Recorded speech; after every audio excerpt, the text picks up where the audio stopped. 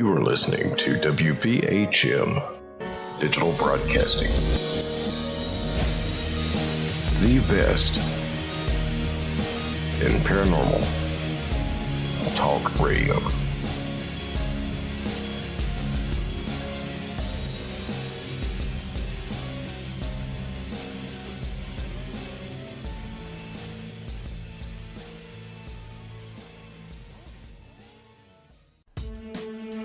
Reaching all the way back to 1948, Fate magazine has brought you reports of the strange and unknown, all of them true. Fate Radio is carrying on that tradition. Here is your host of Fate Radio, Kat Hobson. Good evening and welcome to Fate Mag Radio here on WBHM Digital Broadcasting out of Birmingham, Alabama. I am Kat Hobson, your host, and I am joined by someone I admire so much. He's a really good author. He is a nuclear physicist. He's done all kinds of propulsion systems. If you ever get a chance to hear him talk about them, get there. He taught me an awful lot just in one lecture. I can't imagine if I'd had a chance to listen to him all these years. And he actually is someone that is really kind and really interesting. He is going to be joining me tonight for the first hour because he is planned for tomorrow and needs to be getting off a little sooner than he thought. So I'm going to be joined for the second hour by Frank Lee, who everyone knows is one of my favorite parapsychological researchers. So Stanton has written so many books. He was the leading Roswell crash investigator, although it took him, I guess you came across information, Stan, about 30 years later, 31 years after the fact that made you go, and get involved in that research. Is that accurate? Well, yeah, Roswell happened in 1947. I didn't hear about it until the 1970s. And it was one of those things where a reporter said, the guy you ought to talk to is Jesse Marcel. And brilliant investigator that I am, I said, who's he? Oh, he handled wreckage of one of those saucers you're interested in when he was in the military. Oh, where'd that come from? Kind of thing. What do you know about him? Well, he lives in Houma. I didn't even know where Houma, Louisiana was, but I've been there since. And I called him and talked to him a number of times, and I've written a couple of books that he was involved in. But I've been working on UFOs, or in that, talking about them. Gave my first lecture in, 67, something like that. And I've been interested since 1958 when I read a book by the man who had headed Project Blue Book for the Air Force, and back a number of years. And I have found that we've made a lot of progress. There are a number of things that have changed since I first read that first book, and I've given over 600 lectures in all 50 states, 10 provinces of Canada, and 19 other countries. So be a ufologist, see the world. Be a good like ufologist and see the world. We try. And it's been interesting. I mean, I've been to Australia and Argentina and Israel and, a bunch of other, Saudi Arabia, places like that. So it's been interesting, but more important, our understanding of a number of relevant topics has changed drastically. And people may not realize it, but, when Frank Drake talked about listening for signals from, there might be as many as radio signals, that is. There might be as many as 8,000 places that could be sending signals to us. Well, in that time, we've done an awful lot of things that give us new information about planets. And rather than being 8,000 planets in the galaxy, now we know that there's over 100 billion just in the Milky Way, which is quite a remarkable thought when you stop to think about it.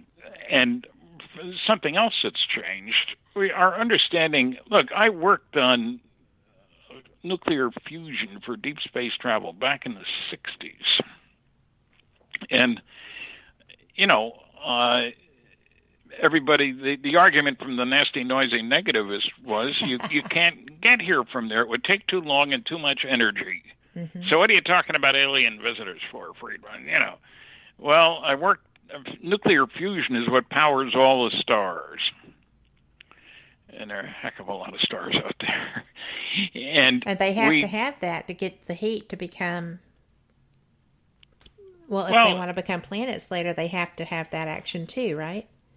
Well, they have to find some way to produce an awful lot of energy with something which isn't too big or too heavy.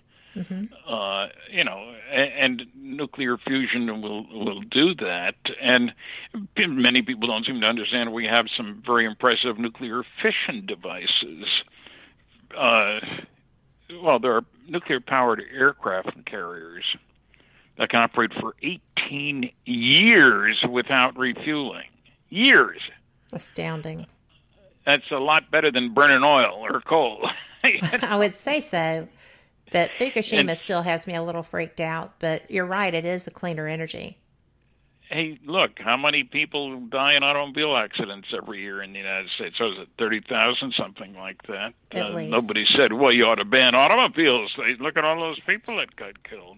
Sorry about that, but, life is risky, life is dangerous. Yeah, life goes on. And so, but the fact that we're at a point, we didn't know about either fission or fusion until 1938. So it's nice to think we're the most advanced guys around, but no, we're not. Well, people see these. These are real incidents. All over, and that's one of the interesting things, that they're seen all over the world. As I said, I've spoken in 19 countries, 50 states, 10 provinces, and at the end of my lectures, I usually ask, how many people here believe they've seen what I would consider to be a flying saucer? Just raise your hand. I'm not asking for names or anything.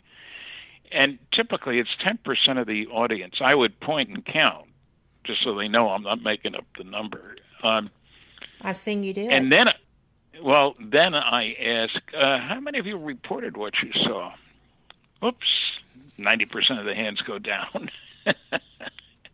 And when they come to my table for me to sign a book or that sort of thing, they want to tell me about their sighting. And did you report it? No. Why not? They'd think I was some kind of a nut, is the most common answer that I got. So those things are changing, and I'm not saying people still think that way. I'm just saying that within my lifetime, certainly there have been massive changes in attitude. And, I mentioned nuclear fusion. That's what powers the stars, but I worked on nuclear fission systems back in the 70s, and that's atom bombs, if you want to think in a negative sort of way, but or those nuclear-powered carriers. But Los Alamos tested a fission rocket, the Phoebus 2B, and would you believe, less than 8 feet in diameter, power level was 4,000 megawatts, and the power of Hoover Dam, it only produces 2,000 megawatts. So that's pretty impressive for something less than 8 feet in diameter. I would say, yes. Yeah, and what I'm saying is, way back in 1650, the world was created in 4004 B.C., said Bishop Ussher. I don't know whether he said it was a Thursday or Friday, but it doesn't matter. And now we're saying 4 billion for the Earth and 13 billion for the universe. And those are astonishing numbers. And, people say there's a lack of imagination. Why would anybody come here? Well, maybe to quarantine us, I say. Who would want us out there? I mean, it's easy to forget, and maybe the young people never knew it, that in World War II, we nice guy Earthlings killed 50 million people. We destroyed 1,700 cities. We're not nice guys. We're not. Anybody would come here to make sure we don't go out and bother them. Also, here's a factoid, if you will, that surprises some people for some reason. It turns out the Earth, of the 9 planets in the solar system, this is the densest one. That is a cubic meter of Earth, the planet Earth, weighs more than a cubic meter of any of the other planets. And you say, so what? Well, it means that there are more heavy metals here, amongst which are some very exciting ones like uranium, rhenium, osmium. So somebody may have been stealing the goodies from here for a long time.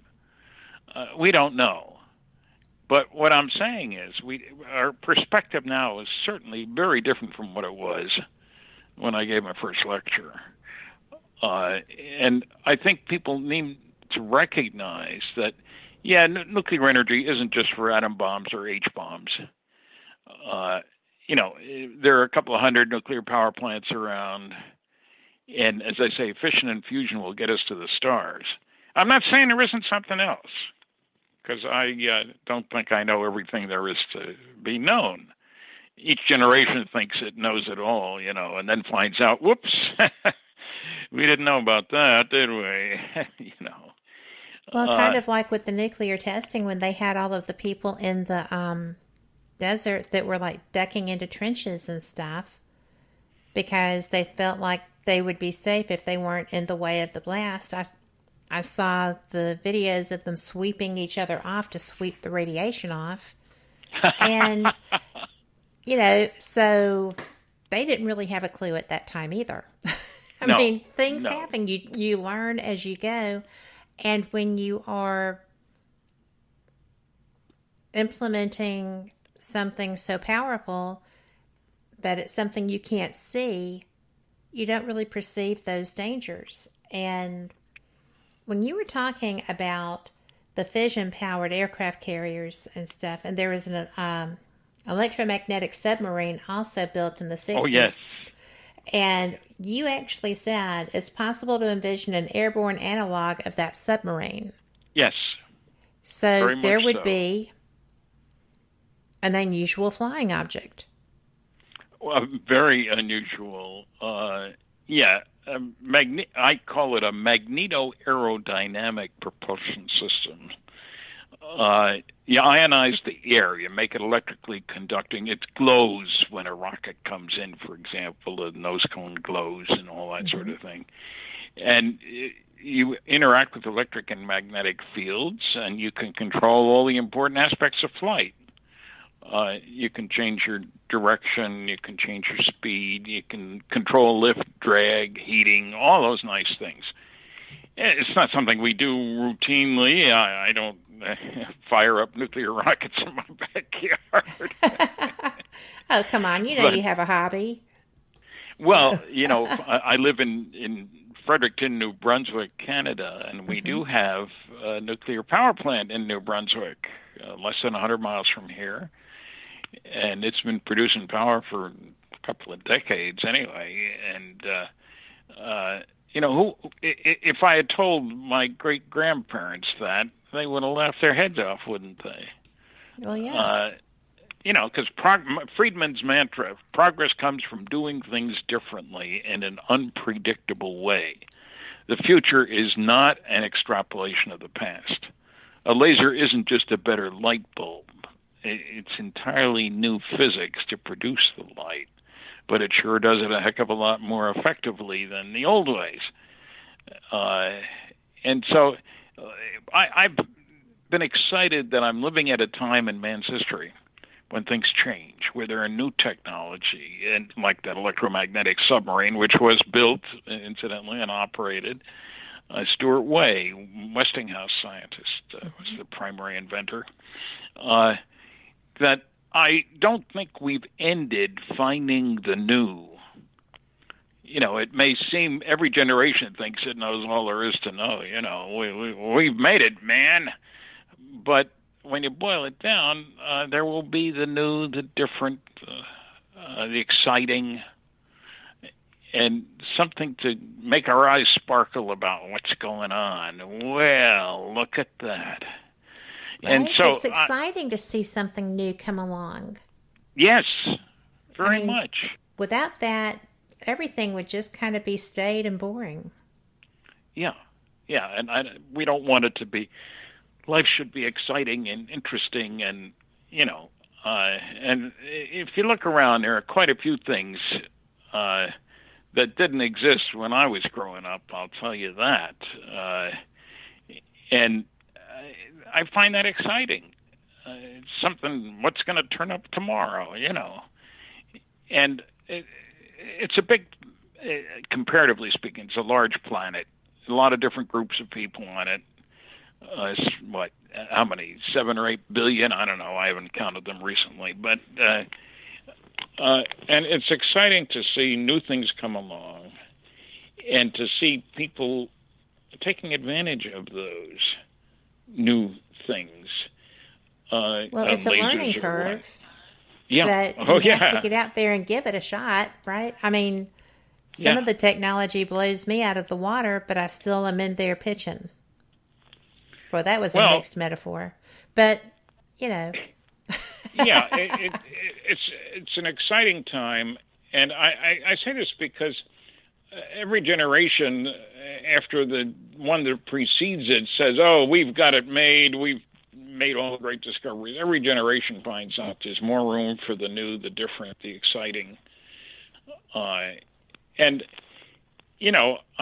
People say, why would they come here? And one of the things I say, they're graduate students doing their thesis work on the development of a primitive society whose major activity is tribal warfare.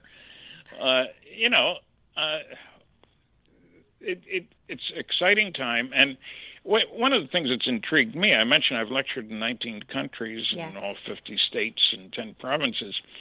But what I find is that wherever I go, there have been sightings, and there are people who are interested. Australia or Argentina, as I said, or Israel, or I haven't been to India, and I haven't been to Japan.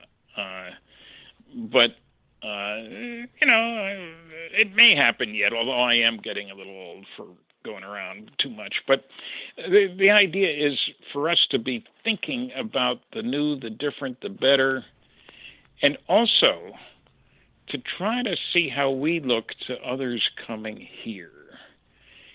And, maybe it's time we grew up a little bit. The military budget on the planet last year was $1 trillion. Yes. And there were thousands of people who starved to death. That's crazy, isn't it? It is totally insane. Don't we have better things to do than figure out how to kill people faster and more effectively? Yes. Because I'm sorry, dead is dead. It's you don't strange. really need Earthlings to. are peculiar. On the other hand, I'm hoping that with satellites and with people flying all over the place and looking at what's going on, that we will realize that we're not all there is. As clever as we have been, we got a long way to go before we get to the end of the road when it comes to new technology, new techniques for doing good things, not just killing. So I'm an optimist. Yes. Well, you are, because when I heard you lecture, thank you for teaching me the difference between fission and fusion. I appreciated that. But also, something that really hit a nerve with me, speaking of the trillions that we're spending, the big boy toys to go out there and blow things up. But you said, can we get to the stars? Well, yeah, throw money at it. All you have to do is put money on it. And that's how y'all achieved your goals. That's how we got a man on the moon. That's how we have accomplished all of the seemingly miraculous aerospace engineering that the U.S. has created over the years. And it's exciting to think about, isn't it? It is. And, I was talking to, Giorgio Sigalos and some other people at a different con, and he's signed up to do the mission to Mars. And they were like, well, that's a one-way trip. And he said, I only need a one-way ticket. I mean, they'll figure something out once I'm there. Yeah. But I just thought that was such an adventurous thing to do. I would love to be of an age that they would consider me for that.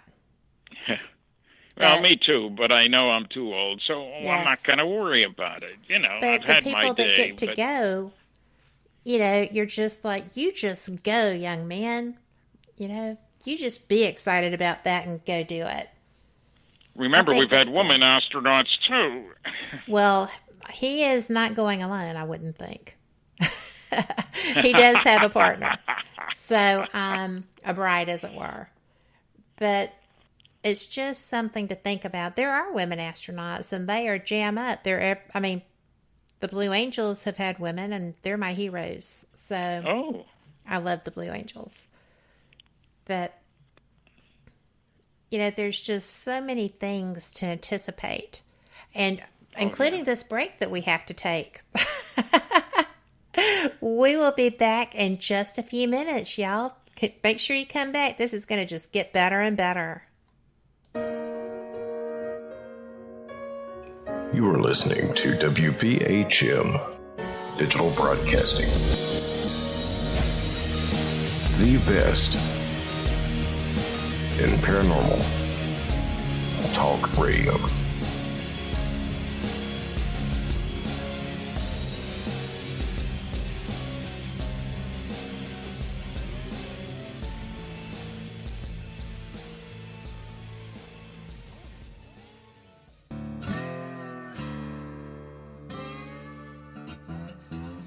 Oh, come on. I'm Southern, but...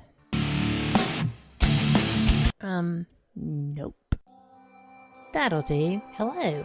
I am Kat Hobson, host of Paranormal Experience here on WBHM Digital Broadcasting out of Birmingham, Alabama. I enjoy having guests from all areas of the paranormal, from ghosts to ufology to cryptids and beyond. You'll find some of the best researchers in their fields bringing you some great information. Join me on Wednesday nights from 8 to 10 p. Eastern here on WBHM Digital Broadcasting. Son of a... Hey, son. Mother... Son? What are you doing? Hey, Mom. I'm getting ready to listen to Periscope Uncensored. By expanding your vocabulary. Well, it is uncensored. Son, the uncensored part of Periscope Uncensored is Jax and I getting down to brass tacks with all aspects of the paranormal. There's no fluff on our show. So, no off-color commentary? I didn't say that. Awesome! Son? I just hit my head. Oh boy. I'll go get you an ice pack. Catch Periscope Uncensored Thursday nights at 9 p.m. Eastern, only on WBHM Digital Broadcasting. Since 1948, Fate magazine has brought you reports of the strange and unknown, all of them true. Fate Radio is carrying on that tradition, bringing you the unusual, macabre, strange, and bizarre. Join host Kat Hobson Sunday nights from 8 to 10 p.m. Eastern on WBHM Digital Broadcasting.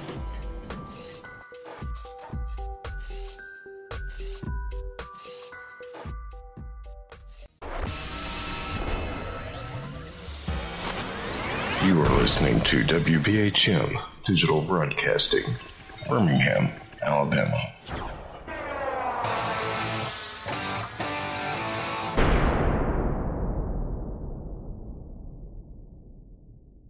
Thank you for listening to WBHM Digital Broadcasting out of Birmingham, Alabama. The time is 23 minutes after the hour.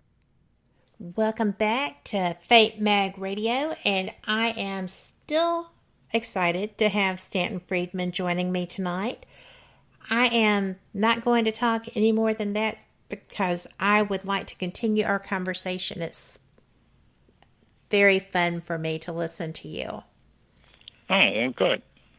But I do want to ask you, we were talking about throwing money at projects to get them accomplished. When I tell people that, they look at me and turn their head like a puppy who's confused. So, but putting the money out gets the best talent and the best brains involved, right? And that's where you get the results. Yeah. I should add, when I was working on nuclear airplanes, we were spending $100 million a year. This is back 40, 50 years ago. Which was even bigger money. Yeah, I was going to say, that was a lot of money back then. And people don't realize how much it takes to get the big jobs done. I mean, that's jobs for people, of course, and all that good stuff. But it's exciting to see progress coming from doing things differently. And, you know, I grew up in New Jersey, the most densely populated of all the states. And I'm still excited about getting around from place to place and not taking a bus. In other words, flying. Everybody took a bus. We didn't even have a car until I was a senior in high school. But buses would do the job fine. You know, times have changed. And that's exciting. But they're still going to be changing. And that's the point I think it's important to realize. The future builds on the past. And anybody who thinks we know all there is to know is wrong. There is more to be learned about the world around us. And I find that exciting. I mean, if I had told you that we would go to the moon back when I graduated in high school in 1951, people would have laughed their heads off. You talking about going to the moon, space travel? You're nuts. That's science fiction. Well, it happened, and we went to the moon, and it's been so exciting to me to see these changes, to see how differently things are going. And I've been so glad to see that women have been in the space program, and there are women astronauts. And, you know, there are old prejudices that die with difficulty, but and it's a good exercise. I just got a list a few months ago of all the PhD theses that have been done about UFOs, PhD and master theses. And there's a bunch of them. And people look at me, what? You're saying people get a piled higher and deeper degree by doing something about UFOs? Yes, they did. That would be an interesting thing to hear the defense of, right? Well, yeah. When they're defending their thesis. Progress comes from doing things differently, and one of the ways we do things differently is be willing to fail a few times before you win. Absolutely. You know, nothing. There aren't many things. When I was working on nuclear rockets, there were some things that didn't work out very well. I was working on nuclear airplanes. People look at me, nuclear airplanes? What, are you kidding? No. We had over 3,000 people working at General Electric Aircraft Nuclear Propulsion Department just outside Cincinnati. It was a big program, and it was fun. I was in radiation shielding, how to protect people from radiation. And we did experiments in many different facilities. It was exciting. And, you know, science is more than reading some dusty old book. It's getting your hands dirty, so to speak, getting out there and digging in. And it's fun for any young people listening. My goodness, there's more new stuff to come. And I want to keep saying that simply because a lot of people think, oh, we've learned so much. Look, there's nothing new to learn about or to build, and that simply isn't true. I would like to ask you a question about that. Sure. Go ahead. it's a little off kilter for a science guy, but I'm going to ask it anyway. You're a science guy who likes ufology. All of the advances that sprang to the fore after the World Wars, during and after, things changed so fast.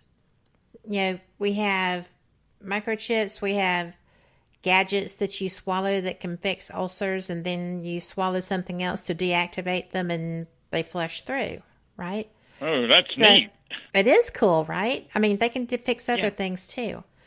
But do you think you were at the same lectures that I am with the same people that I was at Ozark Mountain, which is a great conference, their UFO conference last year. But, you know, Grant Cameron was talking about downloads. Did we get this technology elsewhere, or is it just human ingenuity that did all this stuff?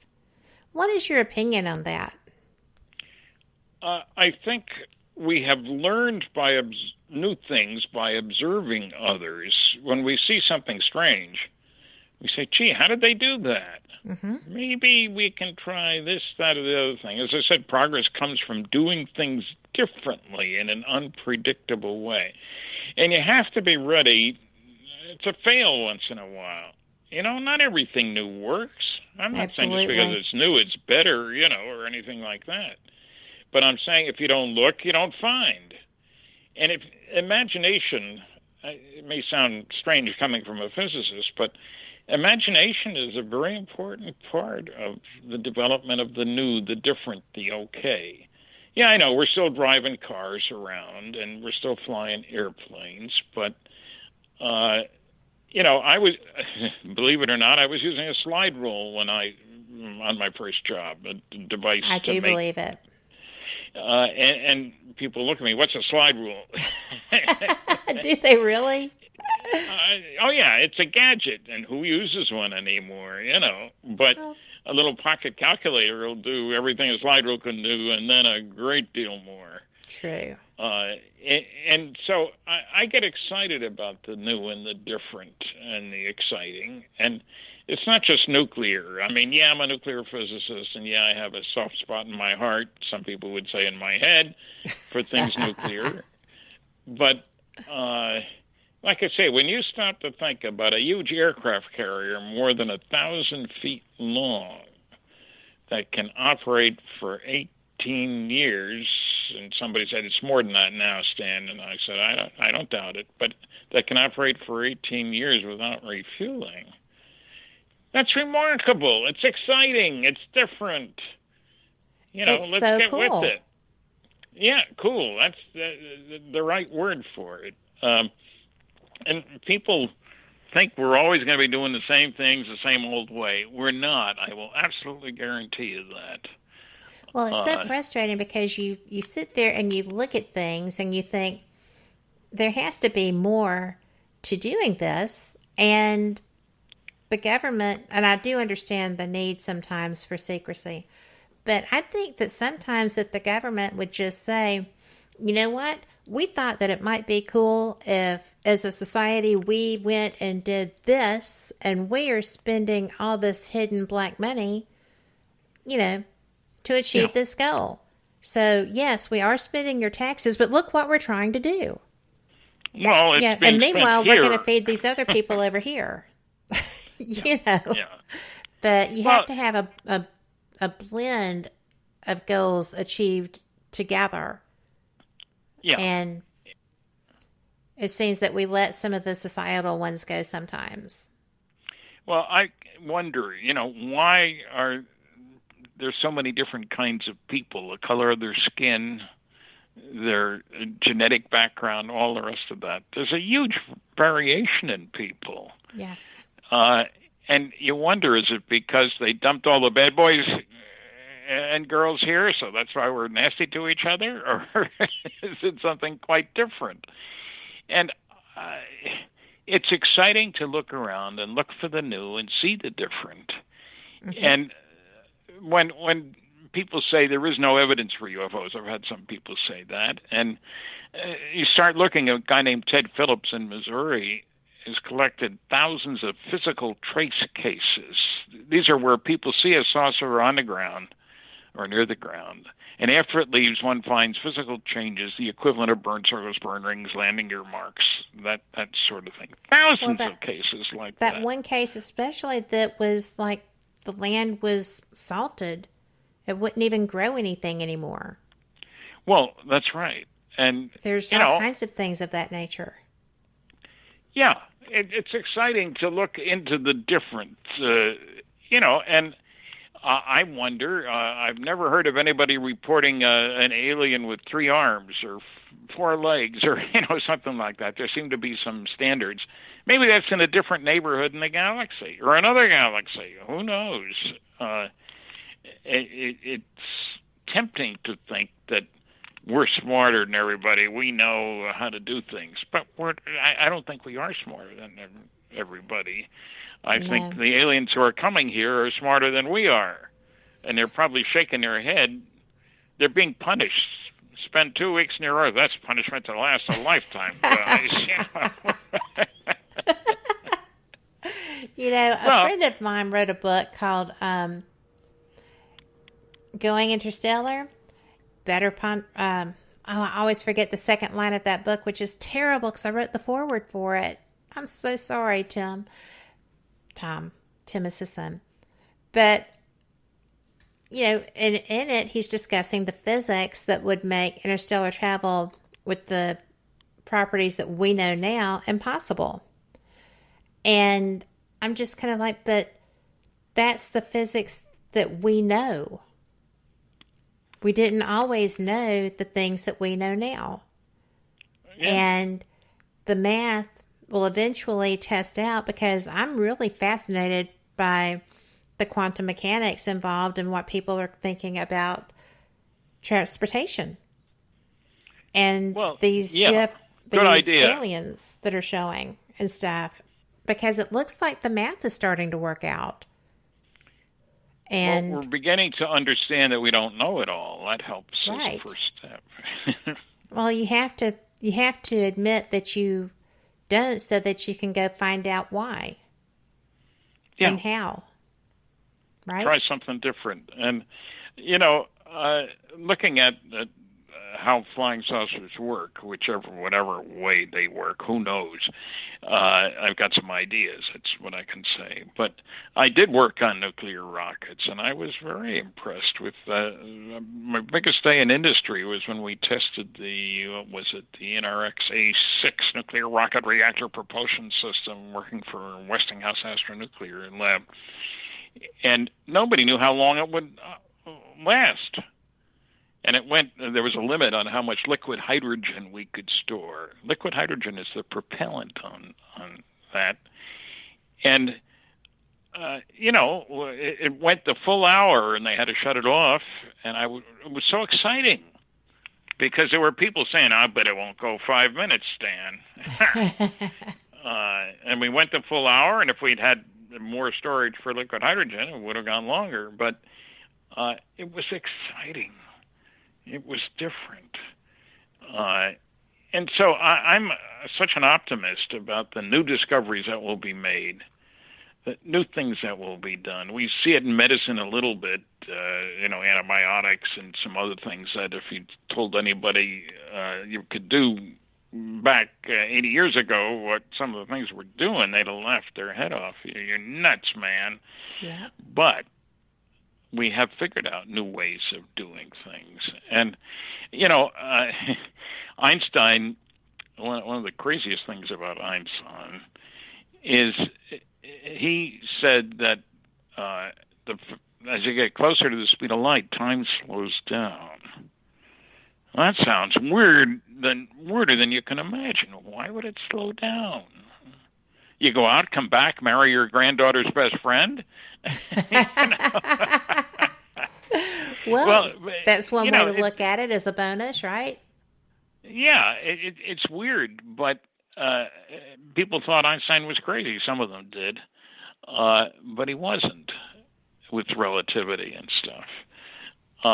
And there will be more.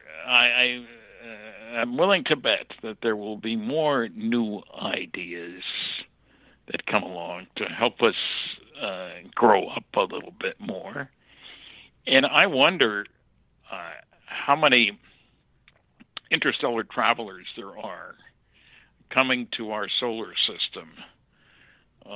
Maybe they're tourists. People, it's easy to forget all the reasons we travel. And there are a lot of them. At first, well, I mean, we don't always try to take over Ireland when we go on vacation. That's right. So, you're right. People's minds are interesting. And, wouldn't it be nice to have an encyclopedia about the local galactic neighborhood? There are over 10,000 stars within 100 light years, and that means about 16,000 planets. Yes. And 100 light years is nothing, in terms of the size of the universe. Even our own little galaxy is thousands of light years across. And so I'm excited by what we don't know as much as by what we do know. And I say this because I get people sometimes telling me, Stan, we've figured out all the important stuff already, don't you think? No, I don't. I don't think so at all. And progress comes from doing things differently in an unpredictable way. And if I could say what all the areas in which improvements would be made, I'd become a very wealthy man. But I can't say that. You have to take it as it comes. But anybody who thinks that nobody but a few crazy people see flying saucers, it's simply not true. Well, no, it's not. It's easy to become depressed, or some people are, but there's nothing new to be found. We'll be doing the same old stuff. And I will absolutely guarantee them that we won't be, that progress will be made in new ways of doing things for the benefit of people besides the killing of people. We're good at that. But well, we've kind of past mastered that. It's time to move on. Yeah. Perhaps creating housing to house all these extra, billions of people that we keep adding. Adequate housing. So yeah, that would be nice. And it would be nice if you could dial up. Let's take a quick trip to Mars next weekend. I know. See what's going on. But I'm not going to be doing that. But I will be going to the MUFON conference, Mutual UFO Network. We'll have a symposium in Irvine, California in July.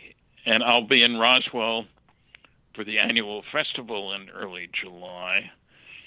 And I've enjoyed the Roswell Festival. I was at the first one 50 years ago, I spoke. That is so cool. Yeah, it is. And yeah, it is.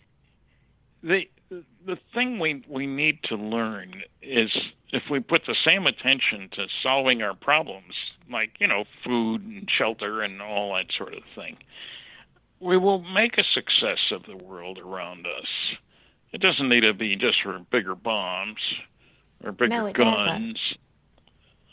We act sometimes as if that's the way we got to spend our dough, but let's go, even if it takes dough. Let's travel. Let's see. Sorry. I'm down for that. I have a weird sense of humor. But you have a great sense of humor, but I have to take a break now. Okay. We'll be right back. Y'all enjoy this. You're listening to WBHM Digital Broadcasting, the best in paranormal talk, only on Paranormal Experience Radio. Broadcasting live out of Birmingham, Alabama.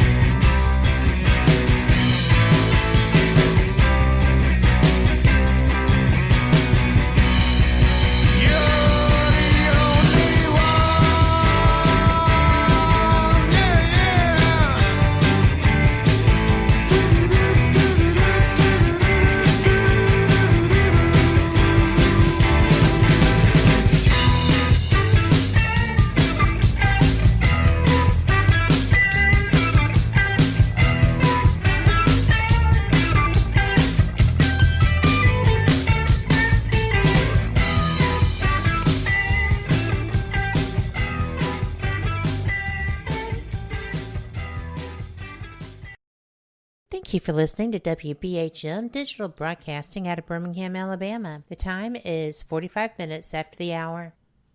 Welcome back to Fate Mag Radio. I am Kat with my guest. And, Stan, I'm sorry, I could say your name is Stanton Friedman, couldn't I? But, well, you could, I suppose. but this is Stan's final segment. He's going to be leaving at the top of the hour, and I'll be joined by Frank Lee.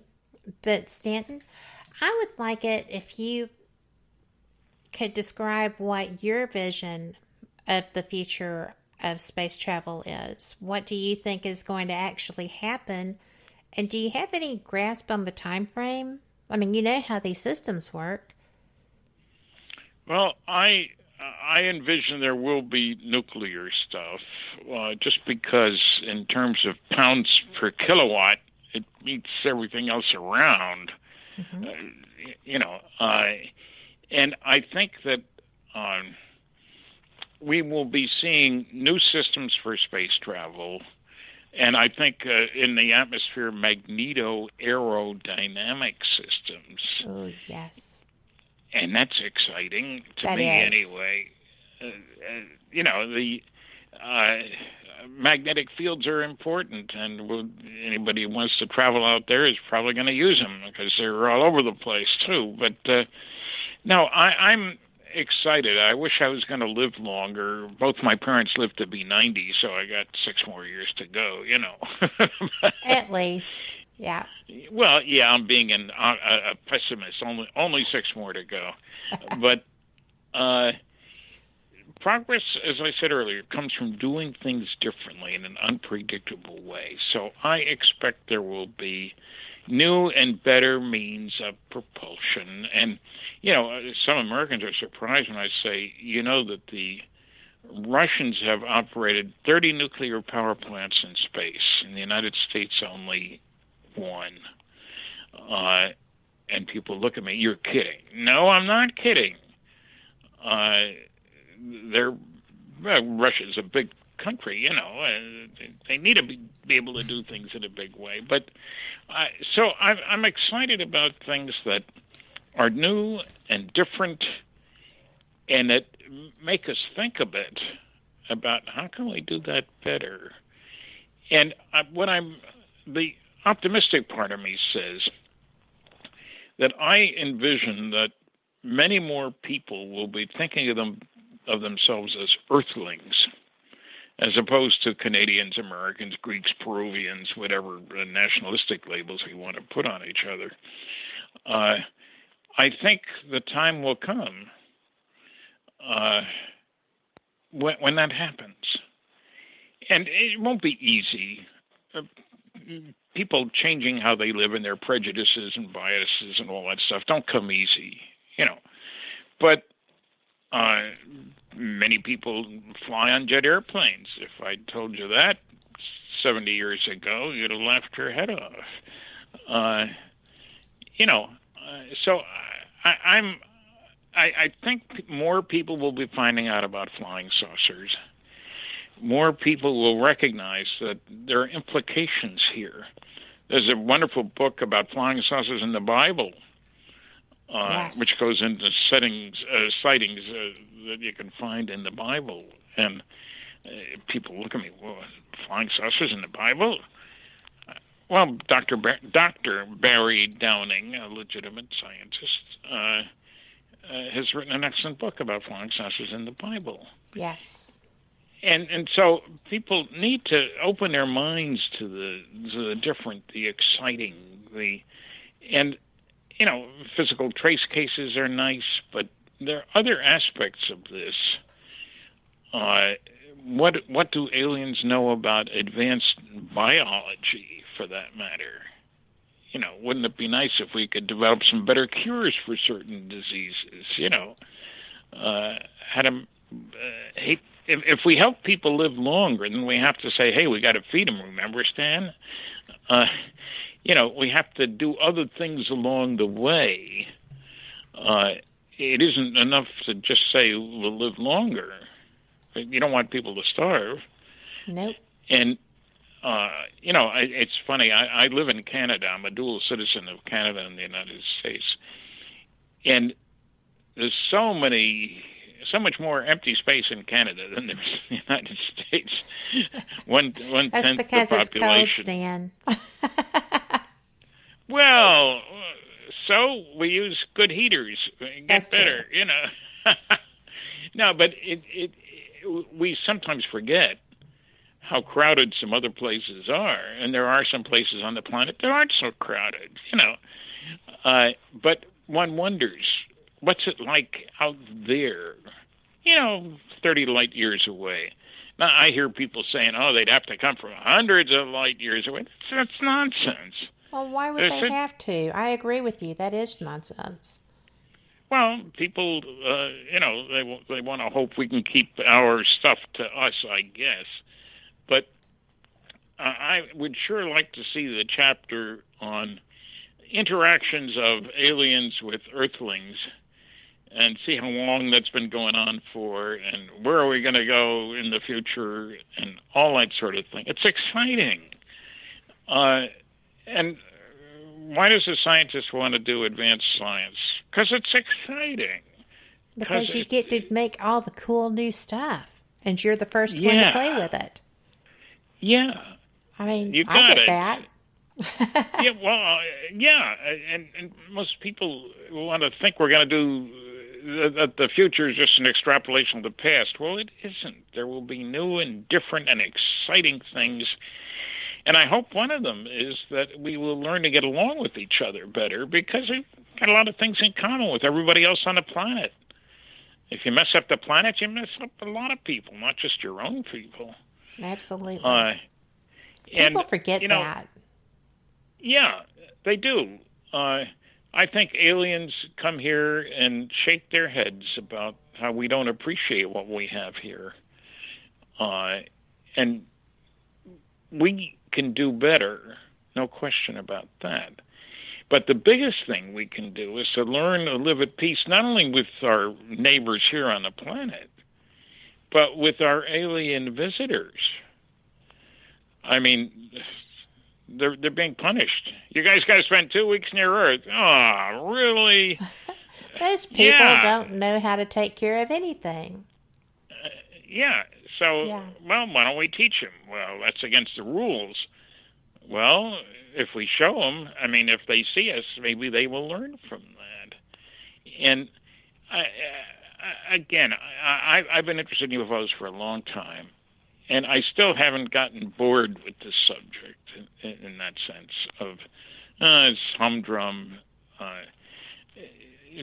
It isn't humdrum to look around, see the variety, see the activities, to see new things happening out there and new things happening down here. And, somebody wants to build a magneto-aerodynamic propulsion system, talk to me. I'll give you some ideas, no charge. They can read my books. I've written several books. You've written a lot of books. And they were fun. I'd like to do one more, 60 years of ufology. And well, I may I've already get to told do you it. I'd buy it, so. Okay.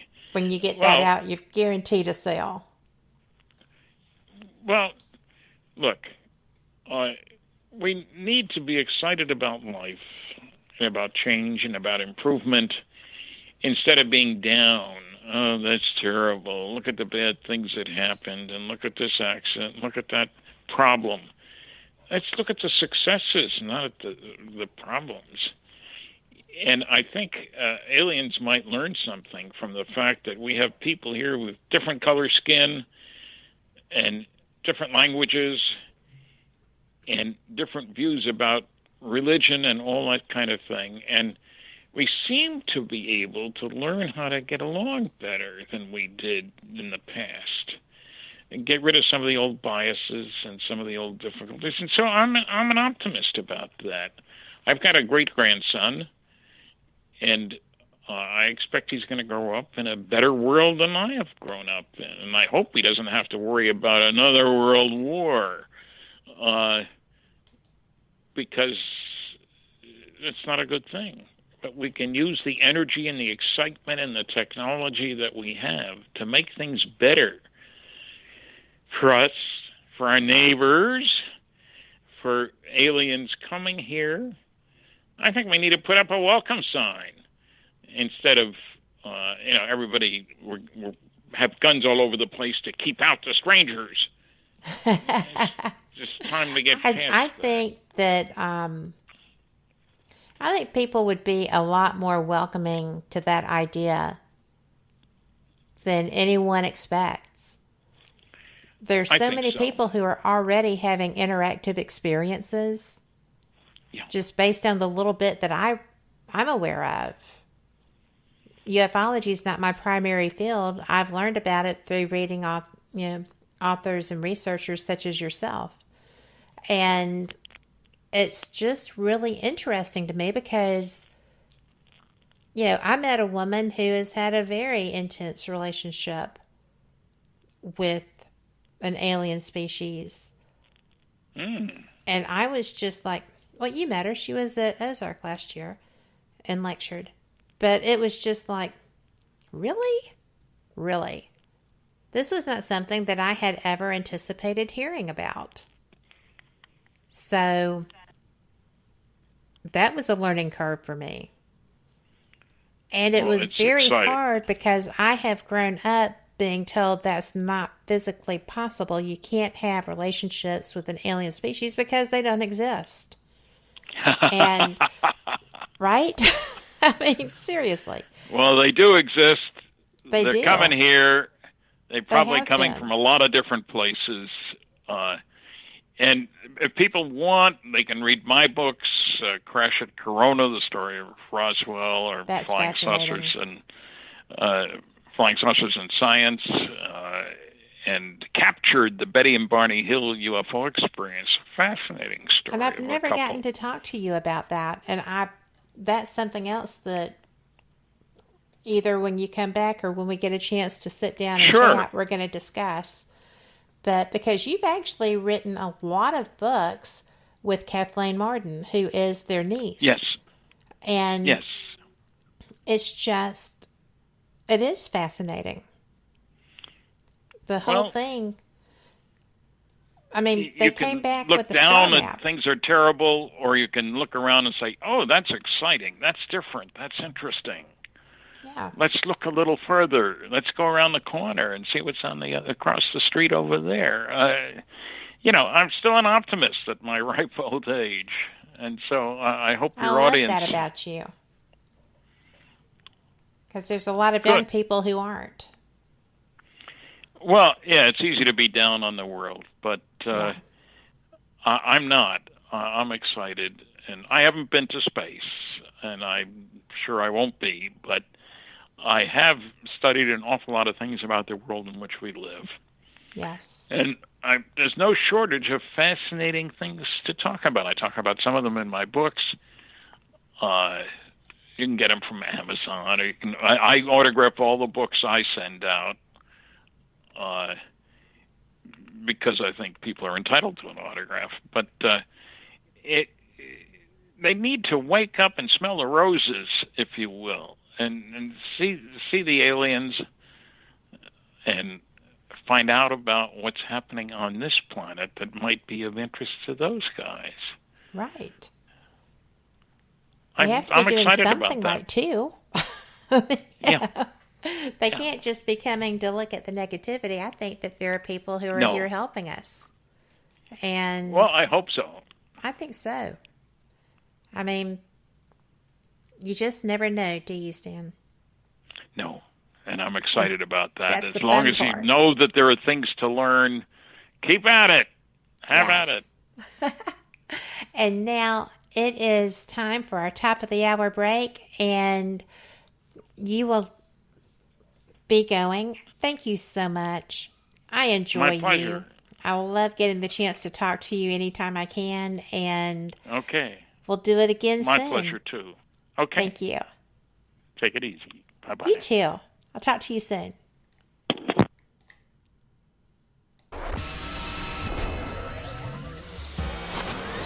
You are listening to WBHM Digital Broadcasting, Birmingham, Alabama.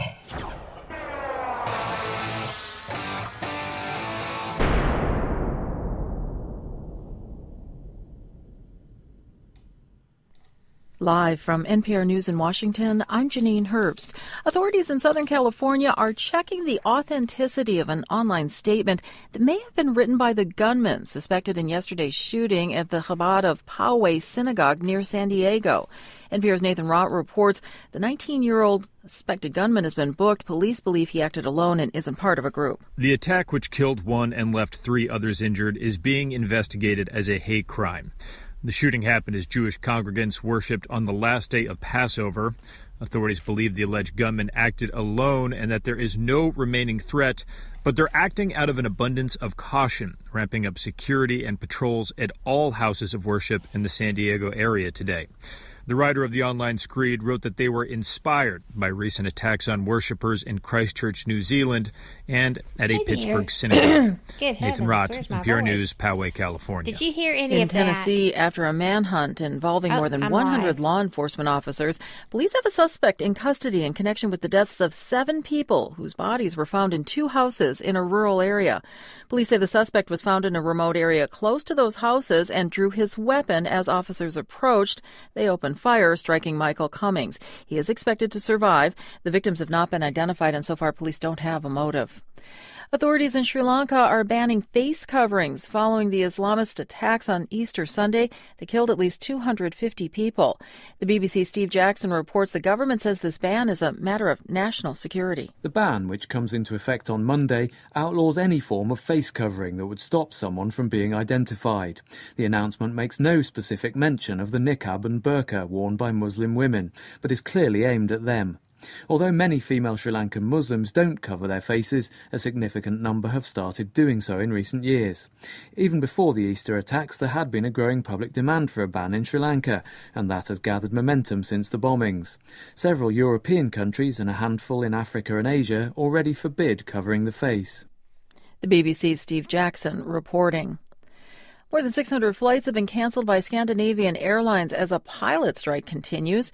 SAS pilots walked out Friday over pay issues, grounding around 70% of the airline's flights and causing headaches for around 280,000 passengers.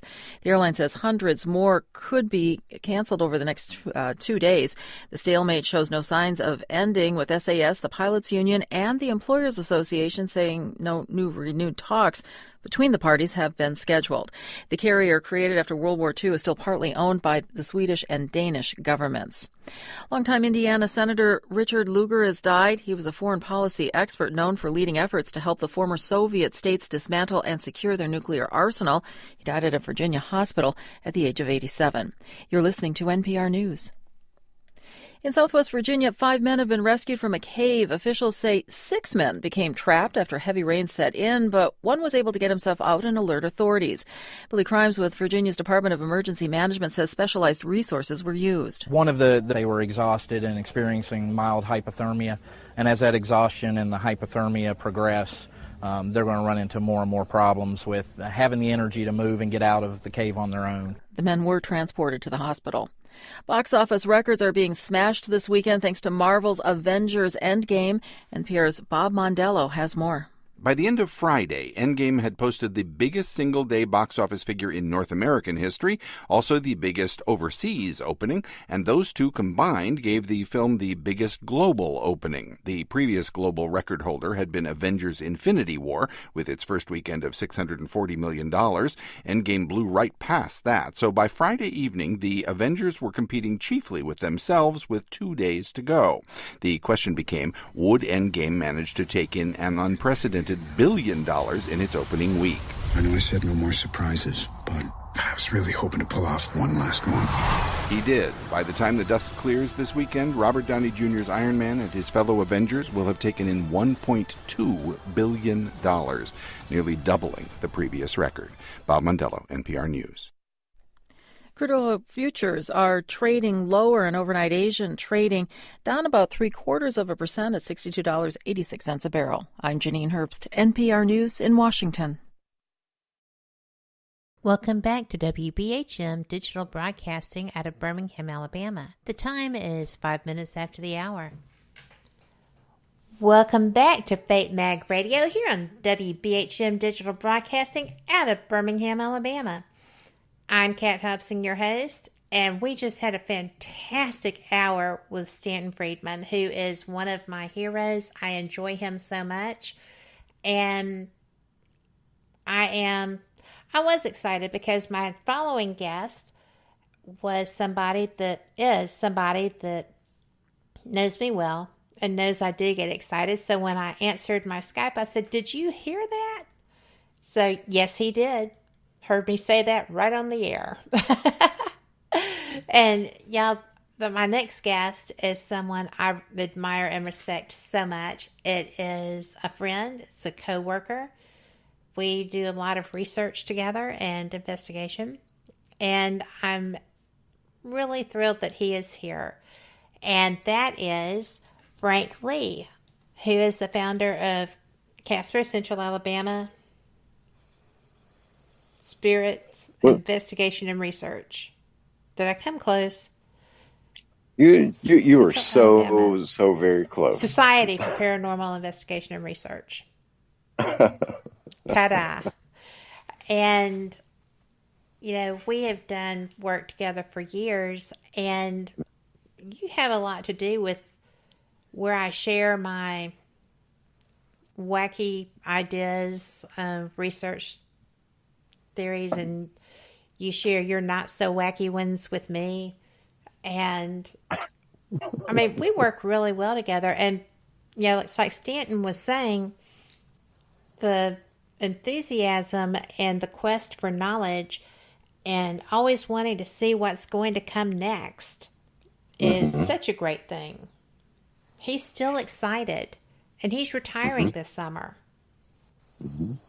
And and that's really what that's what sets some researchers apart in the field. And for the record, some of the stuff you come at me with research-wise isn't as wacky as you think it is. So I'm just going to put that out there. That because there've been a bunch of times that you've came out and said, "Hey Frank, I've been thinking about this, and I know this sounds crazy, but blah blah blah blah blah." And I'm like, "Oh yeah, that's normal." And So it's not as wacky as well, it'll be an area that I'm not as familiar with as you. But it's great because we're able to bounce, theories and ideas and what ifs and what do you thinks. So absolutely that and I'm gonna say this, that the way that you were describing with, like with Stanton Friedman, the enthusiasm, it is something that for some people it never goes away, and that is such a big thing. I know with me, I've been investigating and doing that side of it for 20 years this year. As far as researching, I've been doing research and studying the paranormal longer than that. I was digging through research books and things like that for several years before I ever went on my first investigation. And even now, sometimes something will come across and I get just as excited as I was to go on my very first investigation back 20 years ago. It's just excited. You never know what you're going to find, and what's going to work. And I'm going to say that the key to being a good investigator, key to being a good researcher, is we have to have that adaptability. We have to be able to evolve as time goes on. We have to be able to follow the evidence where it leads, because I guarantee if you follow that evidence where it's leading you and what it's trying to show you, you're going to see something a whole lot more amazing and a whole lot more exciting than starting to dismiss it, ignore it, and get away from it when it starts to kind of get away from what you were trying to confirm. That Exactly. it's like, this isn't like what's on TV. I'm staying away from that. That, when it should when be you the other get out, way. oh yeah, absolutely. That when you get away from that mindset and you start really digging in, doing the research, this is kind of like we were talking about just yesterday, actually. How, there's so many teams that have research in their name, but don't do any research. A lot of them have never really read any books that weren't like the ghost stories or haunted places books, never really delved in and really studied what it is that they're investigating. And, it's like I say all the time, there's such a small percentage of this that has to do with dead people. It's people are really missing out. And I think you would see a lot more enthusiasm if people would open their minds and be willing to expand their knowledge base and think outside that paranormal box that most people have gotten themselves into. But however, I put that with the caveat on there, open your mind, but like I heard a professor say once, don't open it so much that your brain falls out. That's the best advice. Mm-hmm. I think that something I like about working together is that if you come up with an experiment you want to do, I'm like, sure, let's rock that. And vice versa. If I have an idea, then it works the same way. You're very open. But we have a question for you in chat. Sure, absolutely. Already. And Brenda wants to know, well, if we do believe that we pass over with certain aspects of what we had when we were alive, why would ghosts, would it be possible if ghosts can move objects, could they manage to change things on a global scale by banding together? Have you ever heard of ghosts at a location coming together to present a unified front, as it were? I haven't heard of that, but I mean, who knows? That's a very good question, actually. That what kind of comes to mind with that one is the Klingbeils research that they did on the effectiveness. They actually did laboratory research on the effectiveness of prayer and meditation. Focused energy. Mm-hmm. And they actually were showing in a laboratory environment. One of their experiments was they had several groups of plants, and they had people that were praying over the plants and giving these plants compliments and just really positive like a really positive affirmations daily, and they kept this going for a couple of months. Well, they had another group of plants that were just left alone, just the same as any greenhouse condition. And then they had another group that they had people going in. They were, yelling at them. They were, saying really negative things, just creating that negative projection to them. They were all kept in identical greenhouses under identical conditions, same routine. Everything was kept identical, and they kept really good records of their work. Ironically, the ones that were exposed to the negativity did the worst. The ones that were just left alone, normal conditions, they did a little better. And the ones that had been prayed over, had the positive affirmations and everything else, did show a measurable increase in their growth, in their fruit production, and just their overall health. And I mean, it's fascinating. The Klingbeils also did some other research into global events, how like at near times of tragedy, that there have been times that there were detectable shifts in geomagnetic disturbances, and the different Are you types of talking about energy. like man-made tragedies, natural tragedies?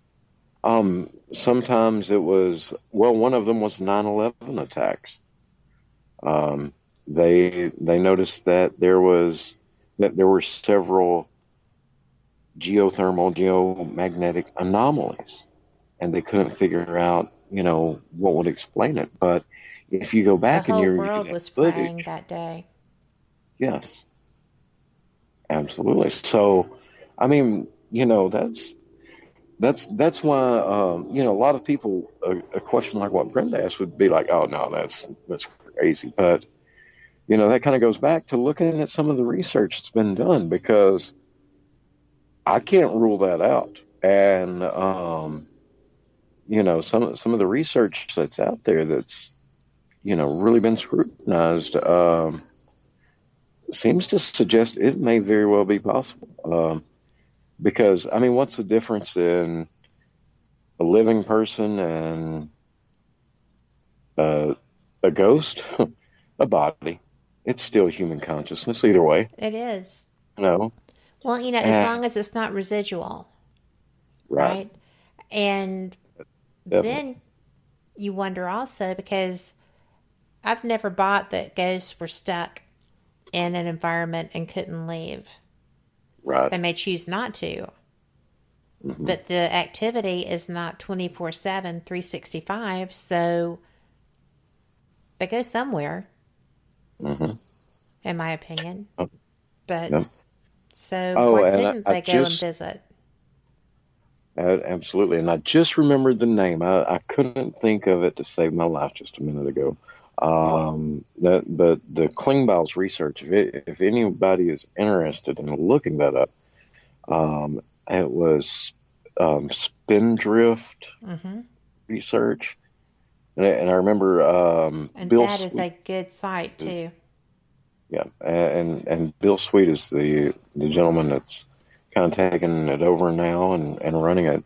Great guy. I've got to talk to him. I think you've interviewed him before, haven't you?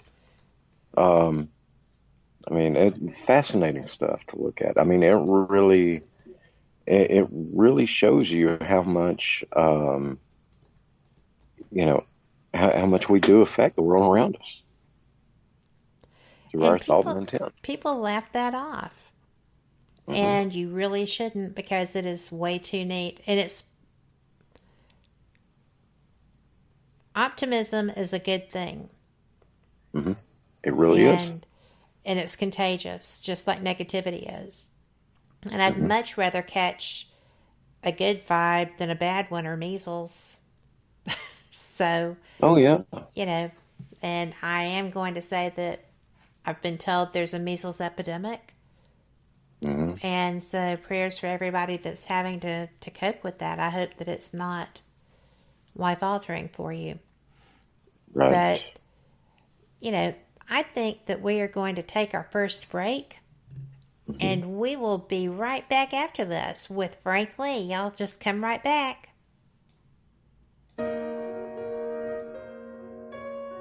You are listening to WPHM Digital Broadcasting. The best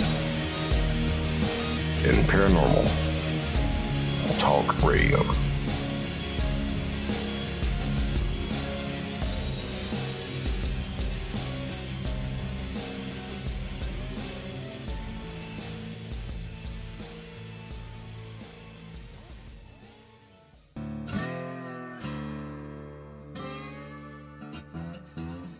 Oh, come on. I'm Southern, but... nope. That'll do. Hello. I am Kat Hobson, host of Paranormal Experience here on WBHM Digital Broadcasting out of Birmingham, Alabama. I enjoy having guests from all areas of the paranormal, from ghosts to ufology to cryptids and beyond. You'll find some of the best researchers in their fields bringing you some great information. Join me on Wednesday nights from 8 to 10 p. Eastern here on WBHM Digital Broadcasting. Son of a... Hey, son. Mother... Son? What are you doing? Hey, Mom. I'm getting ready to listen to Periscope Uncensored. By expanding your vocabulary. Well, it is uncensored. Son, the uncensored part of Periscope Uncensored is Jax and I getting down to brass tacks with all aspects of the paranormal. There's no fluff on our show. So, no off-color commentary? I didn't say that. Awesome! Son? I just hit my head. Oh boy. I'll go get you an ice pack. Catch Periscope Uncensored Thursday nights at 9 p.m. Eastern, only on WBHM Digital Broadcasting.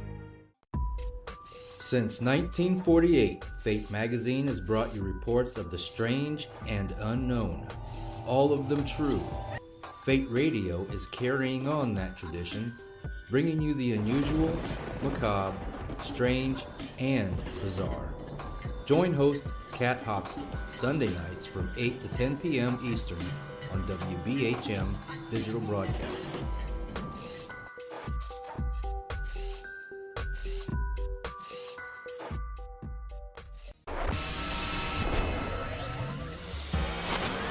You are listening to WBHM Digital Broadcasting, Birmingham, Alabama.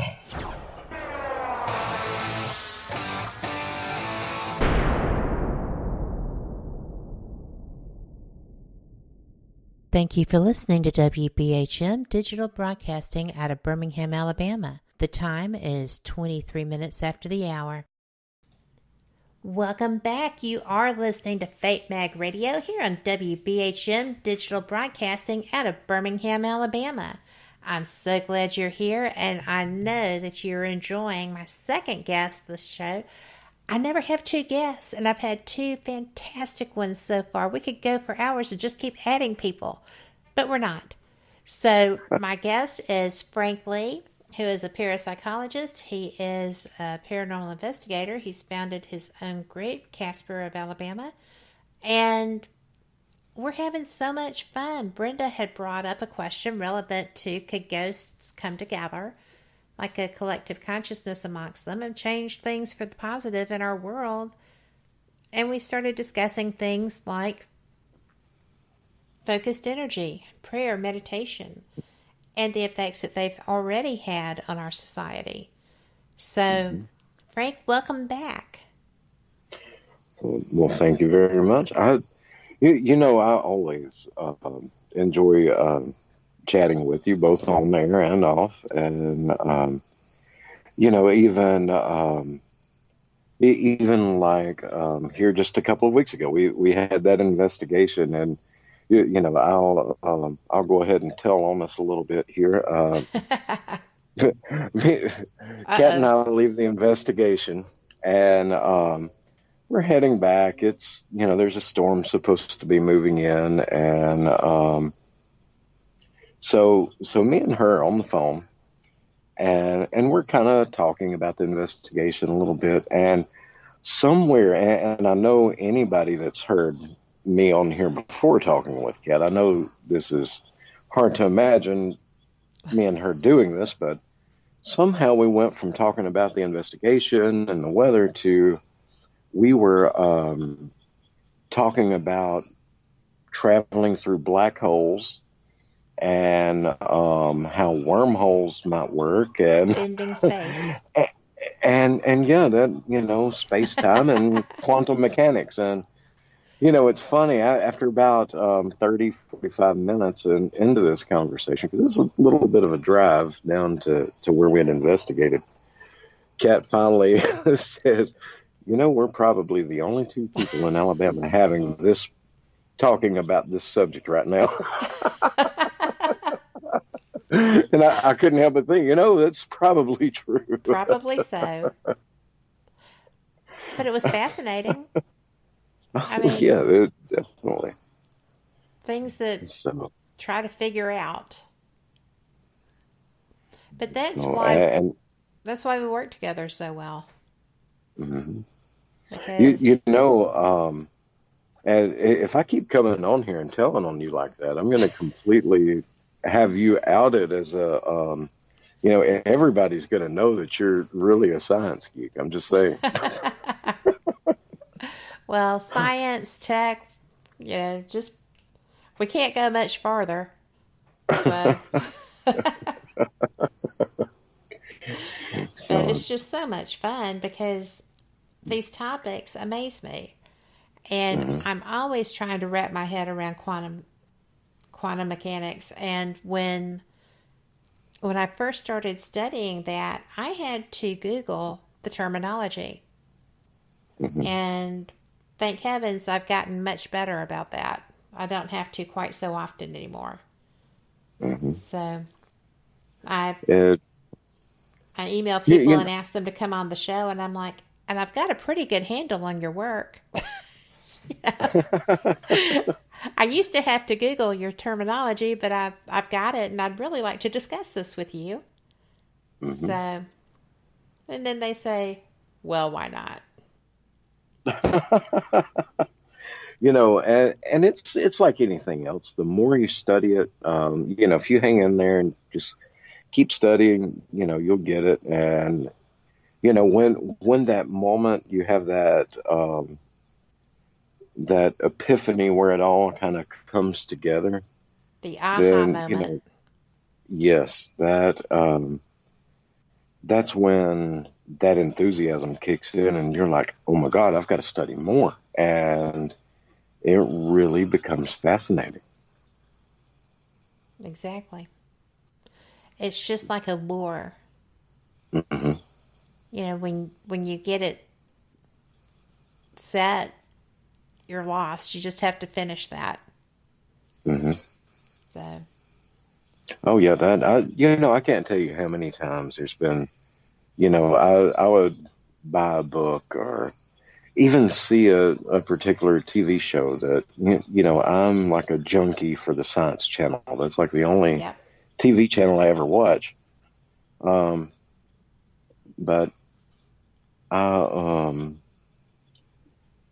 can't tell you how many times there would be a book that I've just got that I want to read so bad I can't stand it.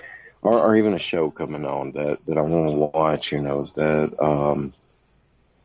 I'm like, nope, I'm not going to do it. I need to go to bed here in the next 30 minutes to an hour. If I do it, I'll be up at 3 or 4 o'clock because after it goes off or after I put the book down, I'm going to be contemplating all of it and, mind racing. And that's something that took me years to learn, unfortunately.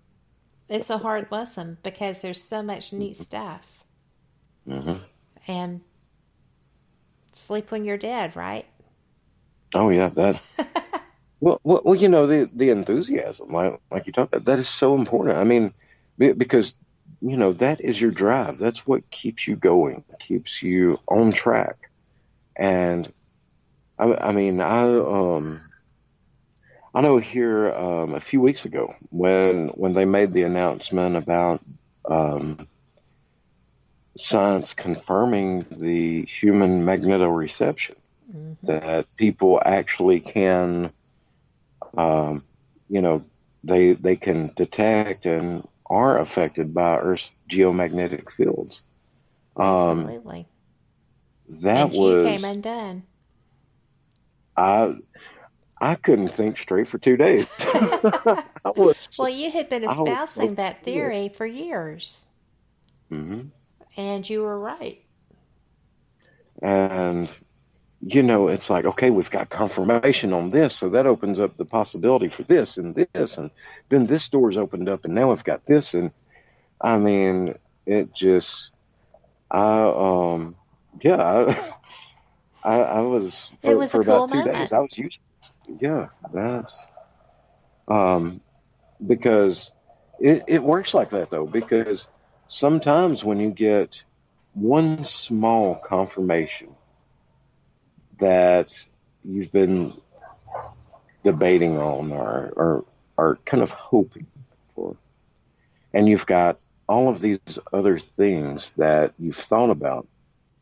Sometimes that one small confirmation way over here in left field is what sets the green light or gives you the go ahead for all these other things that you've pondered, and just it's maybe, it's kind of like that one tiny pebble that's pulled away that sets off the avalanche.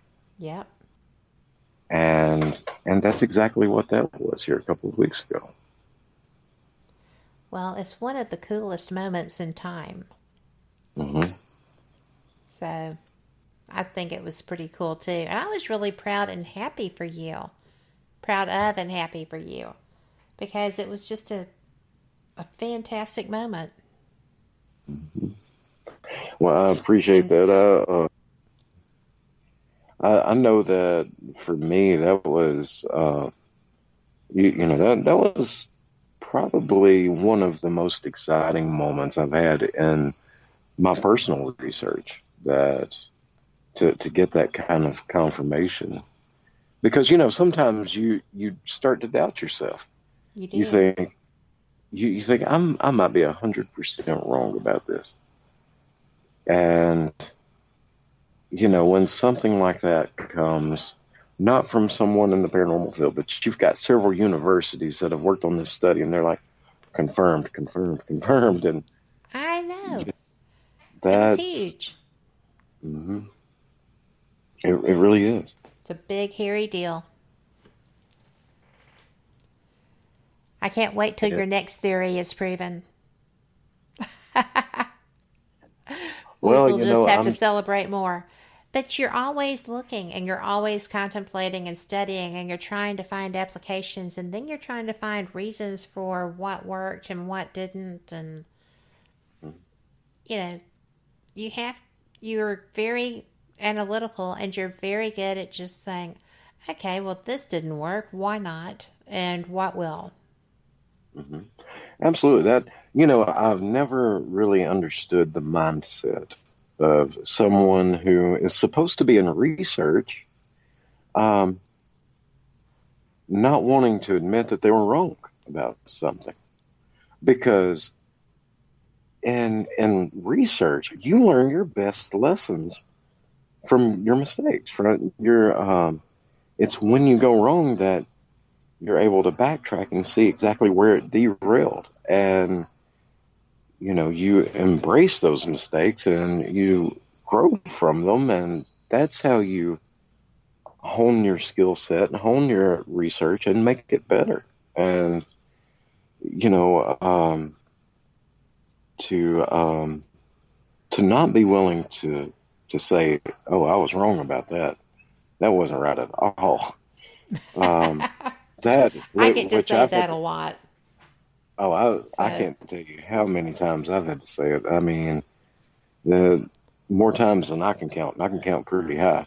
I've got a Pell City education, so I can go past both hands and both feet. I can go way beyond the fingers and toes. Not bad. That I mean, granted, that kind of came, with some practice, because, I mean, I was a senior before I had to stop getting naked to count to 21, but. Oh, my goodness. I'm going to beat you. That one. And on that note, you actually have a question out of chat.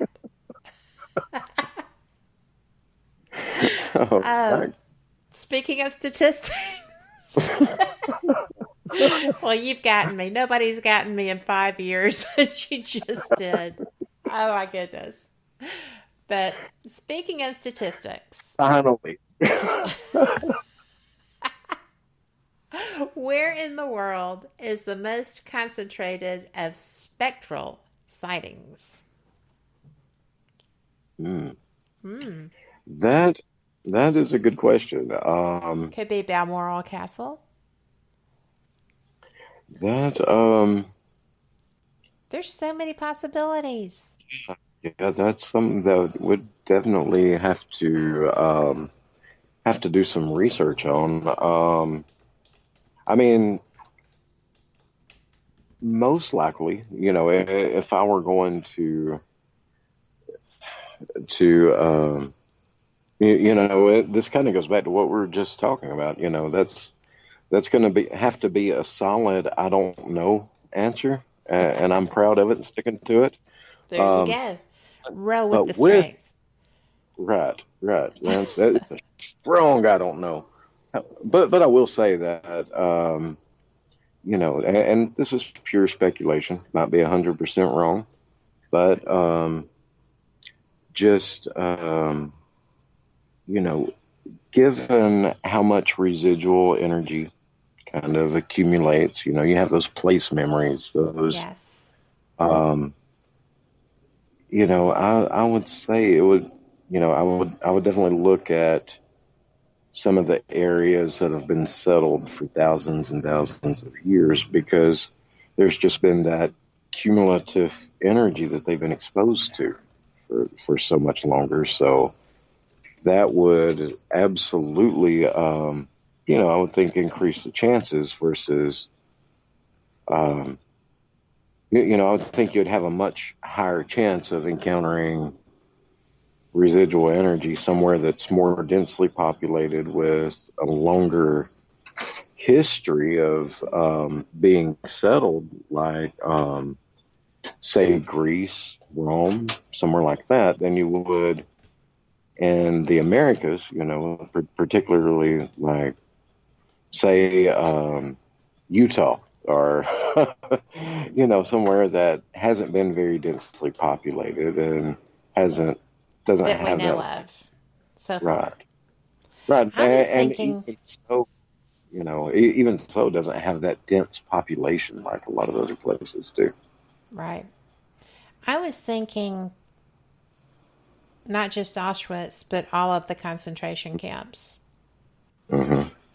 Because, you can only imagine.